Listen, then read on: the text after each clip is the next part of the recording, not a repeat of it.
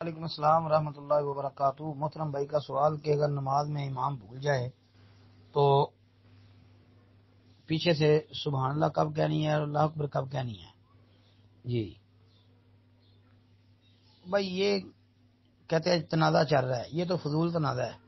نبی علیہ الصلوۃ والسلام کی حدیث ہے کہ التسبیح للرجال والتصفیق للنساء، کہ امام جب بھول جائے تو مقتدی مرد جو ہیں وہ سبحان اللہ کہہ کے امام کو جو ہے وہ تنبیہ کریں گے، اور عورتیں جو ہیں وہ اپنے ہاتھ پہ ہاتھ ماریں گی، جس کو تالی کہتے ہیں۔ یہ حدیث ہے۔ اللہ اکبر کا ذکر کہیں بھی نہیں آتا، صرف سبحان اللہ کا ذکر آتا ہے جی۔ اور یہ حدیث آپ حدیث کی کوئی کتاب بھی دیکھ لیں جہاں پر نماز کے مسائل ہیں، انشاءاللہ آپ کو ملے گی۔ مثلا بلوغ المرام سے لے کر آپ تقریباً یہ ساری کتابوں کے اندر ہی تقریباً موجود ہے۔